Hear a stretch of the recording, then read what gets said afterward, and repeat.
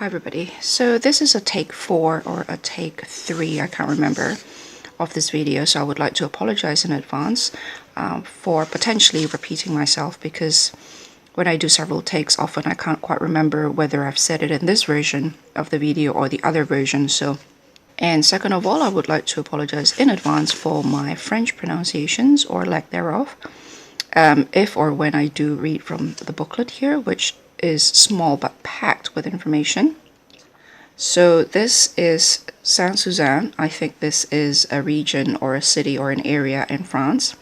This is a hand stenciled edition of the Provost playing cards from, I believe, 1790s, 1793 here. Here it says Jean Claude Flornoy. He passed away several years ago. I think he passed away before I got into tarot. But his work continues on letarot.com, their website, that's their French website. Their English website's called Marseille History or marseilleheritage.com. I will definitely link both of them below. And so looking at this, I really should have checked this, but it looks like Jean Claude Flornoy is located in Saint Suzanne as well, because it says Jean Claude Flornoy, Cartier, Saint Suzanne. So card maker Jean Claude Flornoy in Saint Suzanne.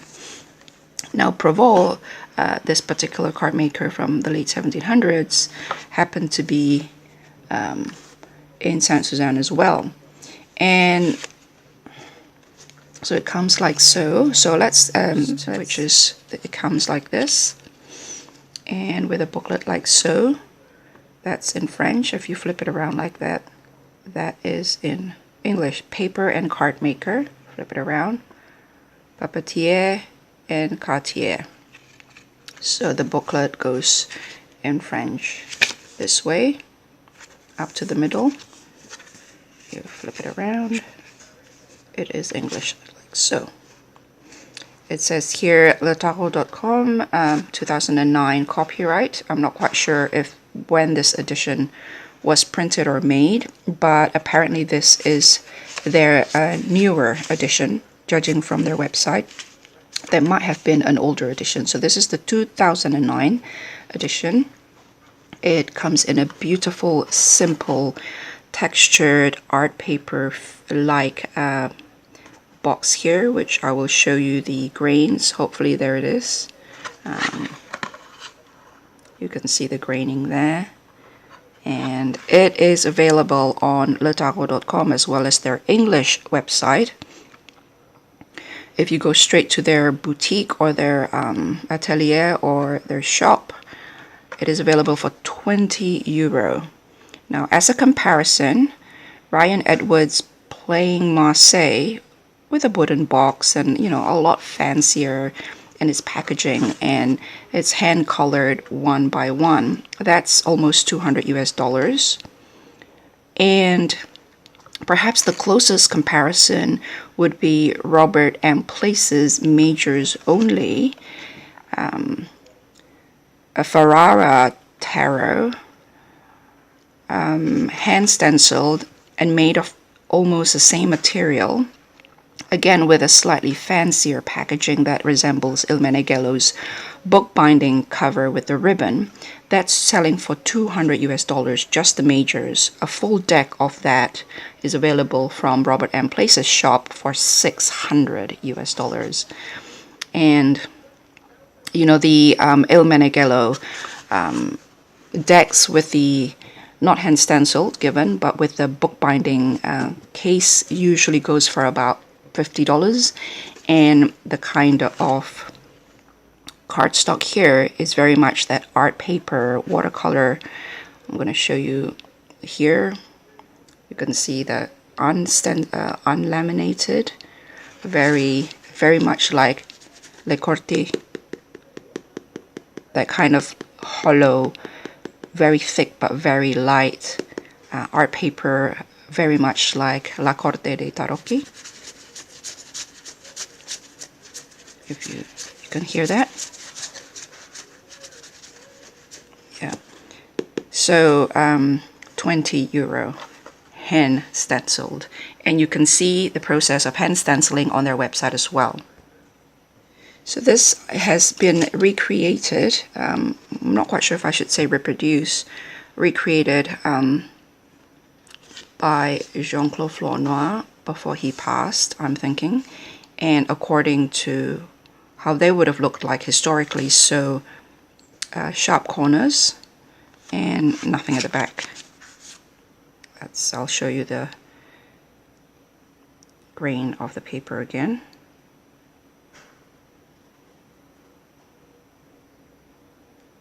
And the thickness.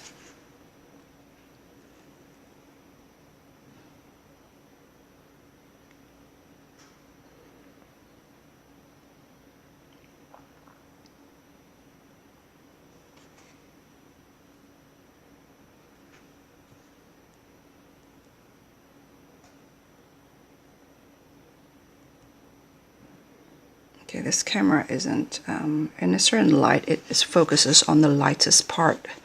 It's a basic, very basic with a device with limited ability, and I can't quite justify investing any more in my YouTube activities at the moment. So I'll quickly flip through this, and as you can see, really simple with no marking of suits or numbers, just the pips themselves. And it is quite interesting in terms of history, and which I may read out to you in greater detail from the booklet, and I will timestamp below so that you can skip that part if you're not interested, in that this was created during the tax break period of the late 1700s and early 1800s in France. Apparently, card makers were taxed so heavily that they had to recycle old cards to make new cards, and it became an art in itself, because apparently, well, the making of it, I suppose, potentially become an art in itself, but people apparently cheat as well because they're easier to mark, and the art of cheating becomes an art in itself during those period, which I thought was interesting. And the period of late 1700s and early 1800s, and talks around taxes imposed onto card makers in France also reminds me of how we ended up, perhaps indirectly, with the term tarot de Marseille for various playing cards in France which weren't produced or originated in Marseille. I think Marseille was a place where a lot of card makers ended up doing their trades because it might have been exempted from the heavier tax imposition. I haven't done my research on that, but I'm making an educated guess that these two are linked. And apparently these taxes weren't lifted until 1945 by General de Gaulle, which is quite recent, so that's fascinating. So it's very clean, really. I'm not going to use this personally, so my review of it is very much from that perspective, from the perspective of someone who have acquired this for reference purposes and for study purposes. I like the idea of being able to pull a physical card and look at the fact that the crown have been stripped, all the French royalties, signs of the French monarchy have been stripped away. The fleur-de-lis is gone. There's no crown. The queens bear no crowns, and the fact that nevertheless they are retaining the luxurious ermine furs here, which is often exclusively worn by royalty only. For example, the trims here, those little black dots are the tail tips of each of the animal which fur have been used to line the garment, for example. And instead of looking at images, two-dimensional images online, I like to have a look at an actual card, a physical card that I can pull this way. And so this is what I use this deck mainly for.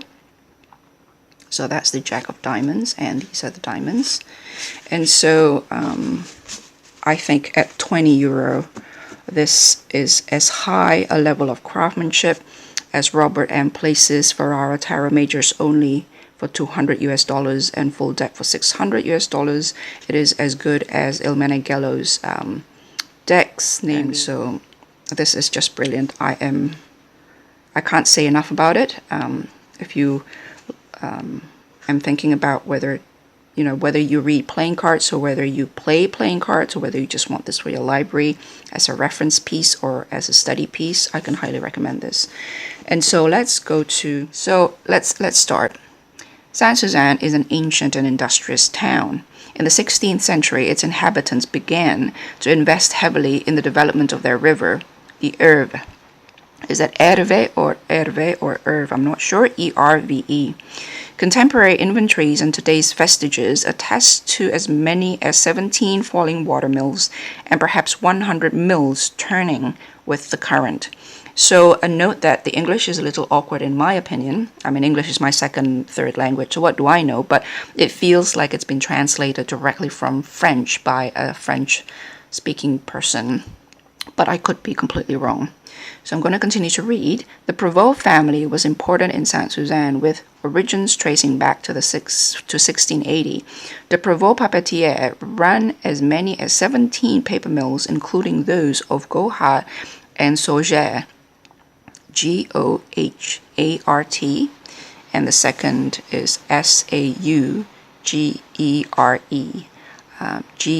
the first E with a little thingy magic on top of it. The nature of the water and the competence of the personnel favored a production of such high quality that Provost was able to specialize, among other things, in the manufacture of paper and cardboard for the Tours region card makers, to which Saint Suzanne was administratively attached. So it sounded like they also supply the whole region of card makers with paper and cardboard. So they're suppliers as well as creators, from the sound of it, because their product is so high, such high quality. So, and then it says, the privileges of the aristocracy, cities, corporations, and guilds were abolished in October 1789.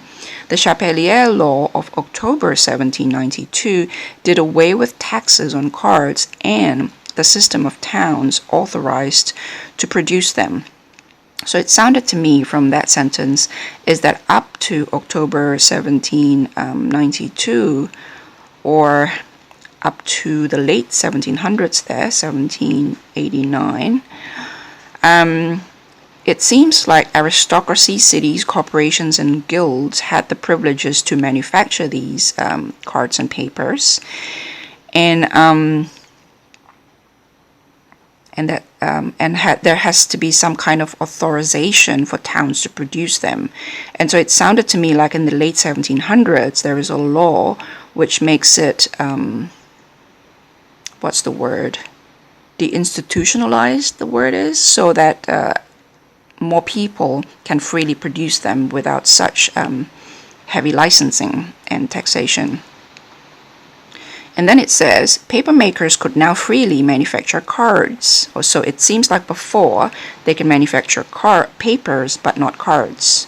But now, in the late 1700s, paper makers can manufacture cards as well, freely. I'll continue to read. Provost, wasting no time, rushed into this new niche and became an editor of cards.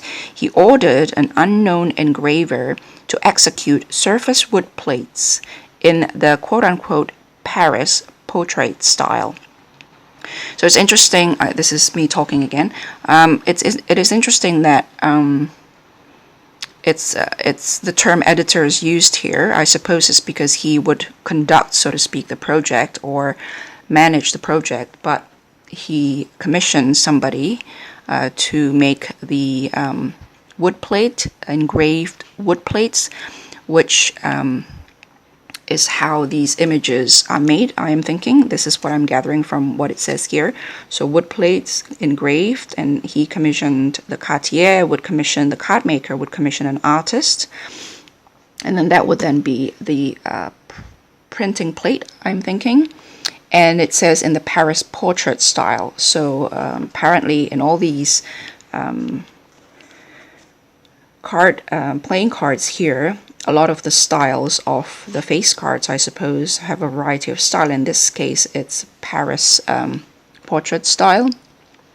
This wooden engraving is now conserved in the Musée de l'Auditoire of Saint Suzanne. Musée de l'Auditoire. Feel free to correct my pronunciation there, of Saint Suzanne. Between 1798 and 1805, this window of liberty gradually closed. Fastidious central control through a regime of taxes and urban franchise holders was reintroduced, and Provost was obliged to stop making cards. That's a real pity. So it sounds like this freedom of making cards exists between the late 1700s to the early 1800s, spanning over around about 15 or so years. So that's pretty short indeed. And I'll be quite interested to see how this relates to people moving or card makers moving to Marseille, because that would be interesting to investigate further. I will continue to read. Ascribing a date to the wooden plate in the museum is not particularly difficult. The kings and queens no longer wear crowns. The royal fleur-de-lis have disappeared, mainly on the scepters and clothing. Just after the death of Louis XVI on January the 21st, 1793, external signs of French royalty were eliminated to satisfy the revolutionaries. As for the King of Spades, his strange crown is equipped with a heart, oddly reminiscent of the Vendéan emblem. That is the emblem of the region in France. I think it's in the western region of France called Vendée. And then Jean Claude Flornoy continued on in this booklet. On the other hand, he said, Breton ermines are omnipresent. Provost, wily peasant, or cunning bourgeois. As an inhabitant of Republican Saint Suzanne, in the midst of a shiny forest occupied by Chouannerie bands, he demonstrated commercial diplomacy. In a way, he adroitly handled these opposing forces. So first of all, let's have a look at the crowns of the kings and queens. But here, so Saint Suzanne, let me just gather my thoughts around what the text is trying to say here. The inhabitant of, so Saint Suzanne is a republican, but they exist in the midst of a forest, a shiny forest occupied by Chouans. And Chouans here, explained here, there is a footnote here saying Chouans were royalist and pro-cleric resistance, especially active in Western France. They opposed the revolution with its republican principles and took on guerrilla-style behavior, hiding out in forests and attacking republican forces whenever possible. And so although Saint Suzanne is republican, obviously they are the revolutionaries who took down the French monarchy. They obviously exist geographically amongst people who are royalist for one reason or another. And interestingly, that emblem with the heart that was observed by Jean Claude Flornoy here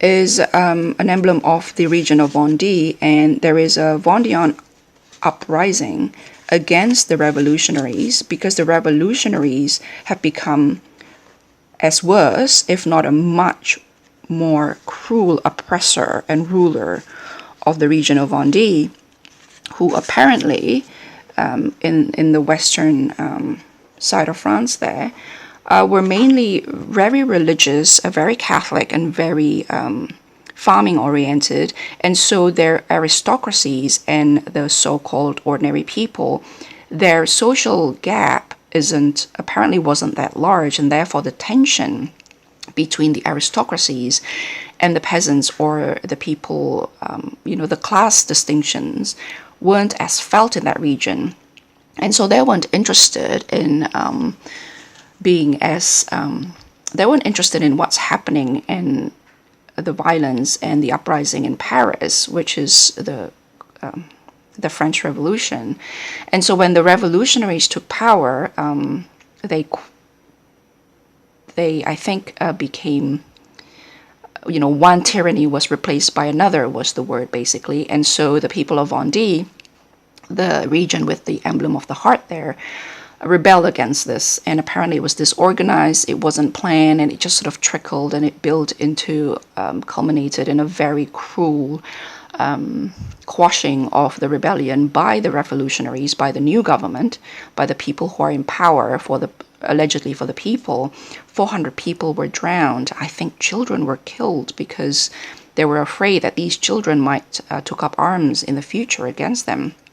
Clerics were, I think, forced to oath their allegiance to the state instead of the church, and the churches were sold off. Property of the churches was taken away and sold off and liquidated. And it's just, all in all, it becomes, I will put some link below, the uprising in Vendee, and it's still, from the sound of it, historically, is still much talked about, because I think some part of history choose not to talk about it, which I thought was quite interesting. And so that Vendean emblem there is here, the King of Spades there. And so that's interesting. And looking at the lack of crown and fleur-de-lis there. And then Jean Claude Flornoy said that, interestingly, you see this bourgeois ermine fur here trimmed, those black dots on white fur that you often see in fairy tale pictures of royalties and fairy tales. You often see black dots. Only later on I found that those black dots are tails of the animals. I was a little horrified actually when I saw that. And so here, I'm not quite sure why they say lack of crown. Isn't that a crown? Yeah, I don't know. Maybe a crown doesn't... See, like that one there. I thought that's a crown, but there's no fleur-de-lis, that's for sure. I believe fleur-de-lis is that one there, isn't it? That's fleur-de-lis. So I'll show you the emblems of Vendee. Let me just show you this first. So there it is. So again, this is the only one that doesn't look like a crown to me. But I could see that none of the queens have crowns, so that's interesting. But very bourgeois looking ermine fur there. So he's playing the middle ground because he is in a Republican territory, but at the same time, the family surrounded, the Provost family is surrounded by anti-royalists. And hold on a second, let me show you the emblem. So there is this. I think this particular coat of arms is quite recent. I think this one here was from the 40s, but it's that heart in the middle there. So yeah, so I think that's what Jean Claude Flornoy is referring to. So that's interesting. I suppose I did ask myself, maybe that could just be a heart, but then if that's just a heart, if he's the King of Hearts, but he's the King of Spades, so the placement of the heart on his head there is quite interesting. So let's carry on with the reading. And so the Provost mills didn't modernize in time to avoid bankruptcy, and by 1840 the dynasty had died out. A Rue de la Carterie still exists in the town across from the museum. That's really sad. Rue de la Carterie, if my almost non-existent French is correct, that is the road of the card makers, or the card maker. Right, and then it goes into a section, playing cards past and present. Paper is this indissociable from playing cards, it says. And I'm thinking that the production of paper, I'm thinking that this means, what this sentence means is that the making of paper and the making of cards are pretty much the same thing. They can't be separated from each other. I will continue to read. It was very probably invented nearly 2,000 years ago by the Chinese. Opinions concur to say that the technique of paper production arrived in stages by the Silk Road to Syria. In all likelihood, St. Louis brought it from Damas on his return in 1254 from the 7th Crusade to Auvergne. Auvergne.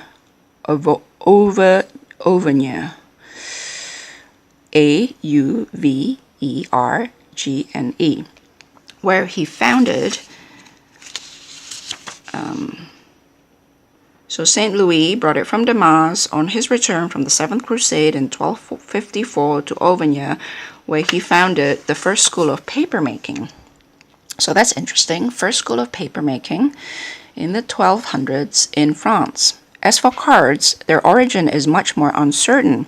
One of the most interesting theories proposes that they could have come from the Frankish realm of Cilicia, neighbor of Syria and last Christian bastion in the Middle East.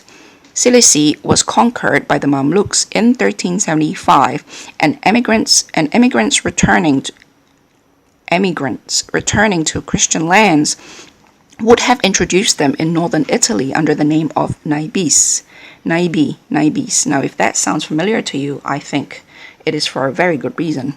If you remember the facetta, or is it this one called naibi, right? Naibis, whose first written reference appears in a gaming ban enacted by the town of Viterbi in 1377.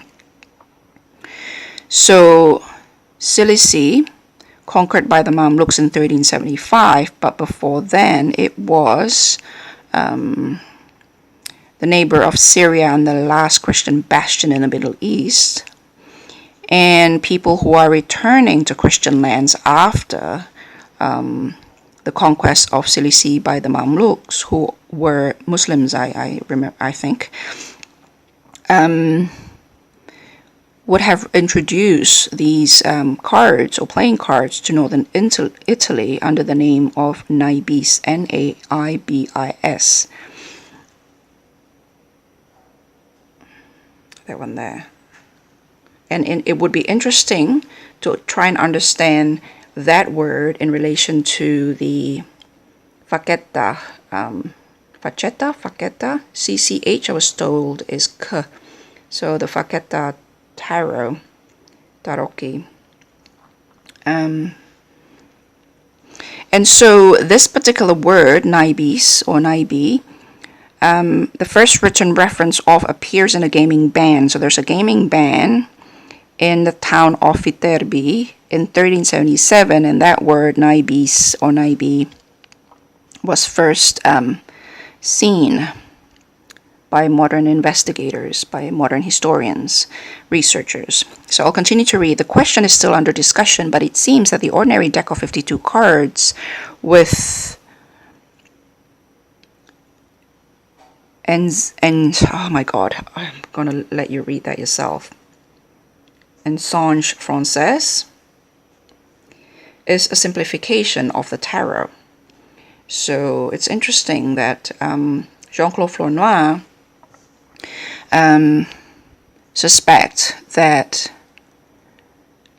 the 52 cards with the French style is a simplification of tarot, or it potentially could be the case, because there are theories that the tarot and these 52 cards are actually two separate games: the trumps, which is one game, and this game, and then somewhere along the line they merge. So in this case, he proposed that initially it was like tarocchi or like tarot, and then it's sort of some people choose to play just the bits that we now call the minors, and then the trumps or the majors. So that's a whole other line of inquiry in terms of playing card history and art history and the rest of it. And so it goes into talking about how the Visconti Sforza remains the oldest cards. And the first occurrence in French of the word card maker, it continues to say, this booklet, appears in Les Mongers, where a Sieur Bernard registered himself as such on the list of professionals before 1428. So there is somebody called Bernard who registered himself as quote-unquote card maker in the list of professionals before 1428, and therefore that is the first occurrence in French of the word that historians can find so far. And then it continues to say, in the 16th and 17th century, Rouen and Lyon were major exporting towns and imposed their productions on the rest of Europe. thanks to its maritime outlets, Rouen flooded the Atlantic facade from Scandinavia to Portugal by way of the Netherlands. So it sounded like Rouen covered the whole of Atlantic from Scandinavia to Portugal by way of Netherlands, because they are close to the sea, or they are that they have control over harbors, basically, thanks to its maritime outlets, it says. And so it also became the exclusive supplier to the British Isles. During this time, the Lyon card makers appropriated the markets of the Duchy of Savoy and northern Italy, and Swiss cantons, Lorraine, and a great part of Germany. So it sounded like both Rouen and Lyon become in the 16th and 17th century, so that's the 1500s and the 1600s, that they are the major suppliers of cards to a lot of European countries. In northern Italy, the Duchy of Savoy, Swiss cantons, Lorraine, Germany, British Isles, Netherlands, Scandinavia, Portugal, and everything in between. And so that's Rouen and Lyon. And it's interesting to note, I'm having a mental note here, I think either the Noblet or the Dordal, which is now accepted as the oldest quote-unquote Marseille patterned deck, I think one of them's from Lyon, or one of them's produced in Lyon. And so this is 1500s and the 1600s, yeah. So that's pretty consistent with that part of history. The idea of taxing, it continued to say, the idea of taxing cards was born at the end of the 16th century. So that's at the end of the 1500s, under the reign of Henry III, in order to replenish royal tills depleted by endless wars of religion. Then begins a game of cat and mouse between the card maker and the fiscal authorities. Tax collecting had its ups and downs, but was always haphazard. These levies were only finally annulled in 1945 by General de Gaulle. Taxes were sometimes so excessive that card production itself risked disappearing because the tariffs generated a commerce of used cards recomposed into decks. Apart from the fact that they were particularly inexpensive, old cards which one could mark at will were too convenient for cheaters to renounce without a struggle. It seems cheating was customary. In the 17th century, cheating at games was often seen as a skill. Even at Versailles, it was hard to find cards that were unmarked. In any case, taxes on cards were an established and essential pillar of the royal budget. By way of example, in 1628 under Louis XIII, during the 30 Years' War, these taxes had fallen into disuse and only brought in 4 million livres, a tax comparable to our VAT, it says here. In our part of the world, it's GST, Goods and Services Tax. Richelieu reorganized the collection, and the following year they contributed 20 million livres to the war effort. Henri IV and Louis XIII played tarot. Louis XIV, however, was an amateur of piquet and was reputed to wager great sums. As the Sun King made and unmade the fashions, the antique game of tarot fast declined in popularity, its use remaining marginal in certain areas of the east and south of France. So it sounded like, because Louis XIV, the ruler at the time, was more into piquet rather than tarot, it becomes quite, and that because the royalties were the fashion makers, I suppose, tarot become sort of fall by the wayside from the sound of it, except for the east and south of France. Still today, the game has faithful amateurs who, since the beginning of the 20th century, play with the quote-unquote new tarot of the Federation. The old deck with Italian suits and esoteric graphics, bearer of legends and rich with significance, became relegated to divination and card reading. Now, I'm not quite sure what tarot of the Federation is, but I would love to know what that is. I'm thinking maybe tarot game without all the esoteric graphs and things, maybe? So anybody knows that, please feel free to comment down below. Until the beginning of the 19th century, cards were composed of 3 layers. So that's interesting.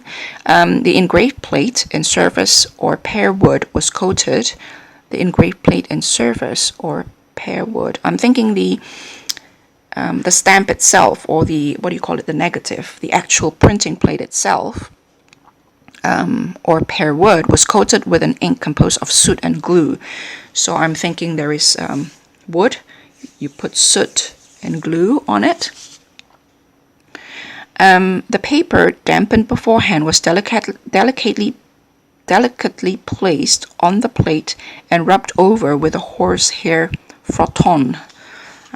So damp paper put on top of the wood and then rubbed. I don't know what a frotton is, or even if I pronounce that correctly, Frotton. Colors were then applied using stencils of oiled cardboard. The work often executed by children. Colors were then applied using stencils of oiled cardboard. So once that's printed, you have a printed here, you have oil cardboard that's oiled, you put that on top with all the gaps where the colors will go, and then you apply the color, and then you lift the stencil. And you can see the stenciling process on Jean Claude Flornoy's website, letarot.com, and the English website, and I will put the link down below as well.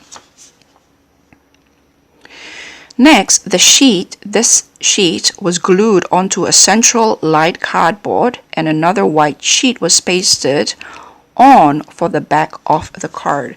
So wood, engraving, dampened paper, put on top, rubbed, take out. There's the outline. You put the oil cardboard stenciling thingy on, colored by children mainly. Take that out. So now it's colored. The piece of paper then is placed on top of a central cardboard, and underneath the core cardboard you have white paper, cardboard, and the actual artwork. So that's interesting. Next, this sheet was glued onto a central light cardboard, and another white sheet was pasted on for the back of the card. To make them more slippery, the sheets were stone rubbed and soaped. So stone rubbed and soaped before being cut. I wonder how they apply the soap. I suppose dry soap, and you just rub the soap on it. I have done that for something before.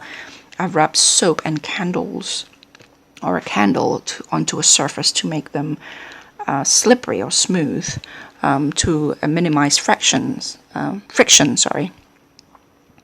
This edition of the Saint Suzanne deck is a compromise between the old methods and modern printing techniques. To cut costs, and because decks quickly stained and marked by cheaters were used in reputable gaming houses, and because decks quickly stained and marked by cheaters. Okay, so the decks were only in gaming, in reputable gaming houses, these decks generally were only used 3 to 4 times because they're quickly stained and they are quickly marked. The back of the cards were white. So the backs of the card to cut cost. Okay, so that's why the back of them were plain. Because of the marking, I suppose, because of the staining and the marking, and people only use it 3-4 times, they have to have a lot of it, and therefore they need to be available at low cost, and therefore to cut costs, the back were white. They were then recycled as quote-unquote visiting cards for filling information or taking notes. The thousands of cards surviving in numerous museums attest to the prevalence of this usage. Preserved in the Carnavalet Museum in Paris are 2 examples. One, a King of Hearts, has on its white back the order for the destruction of the Bastille. The other is an invitation by Louis XVI for his rising ceremony. With industrialization in the course of the 19th century came the appearance of card backs that are printed and decorated. Cards with double-ended cords, like the modern playing cards I'm thinking. So the head are up and down instead of non-reversible this way. So they have reversible cords. They have printed and decorated backs in the 19th century because of industrialization. And then they have numbers in the angles, which we see today in most playing cards. And finally, rounded corners. So those things came with industrialization in the 1800s. Until 1816, 11 French regions had their own portraits or particular style. The quote-unquote Paris portrait extended its use to Touraine, Maine, and Bretagne. There is also the portrait of Normandy, still in use today and called the American portrait because Rouen exported to England and the United States. It is the one used in all the world's casinos.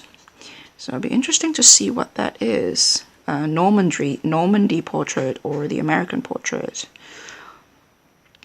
That's from Rouen, and because Rouen export them to England and United States. So that's interesting. As for the portraits of Lyon, Bourgogne, Dauphin, Lorraine, Provence, Guyenne, Auvergne, Limousin, and Languedoc, they have vanished because in 1816, the state, for reasons of fiscal simplification, commissioned Jacques-Louis David to create a portrait of Paris, which is made obligatory throughout France. That's a real pity. So all the regional styles have disappeared because in 1816, the state, for fiscal simplification, that's interesting. I suppose they need to have a criteria to tax people. And so it's easier if everybody is uniform to be able to categorize them. I'm not sure, but so so a particular style, the Paris portrait, became mandatory, and all the regional styles disappeared. So that's really sad. And then it continued to say the fiscal stamp or proof of tax payment was placed on the ace of clubs. Anyway, the French portrait was born, with little modified since that time. We still play with it today. So what we are playing with is a French portrait, but it also says here that in all the casinos, it is the American portrait or the Normandy style that we have. So I'm wondering if the casino type playing cards and playing cards that we use at home are different. Anybody again know of anything of that information? I would love to know out of curiosity. And so that's really interesting, and again, highly recommended. The booklet is small but packed with information that you can then research further. And I've said enough about value for money and the good quality, what I feel is a very good quality deck. And I'll talk to you guys later. Bye.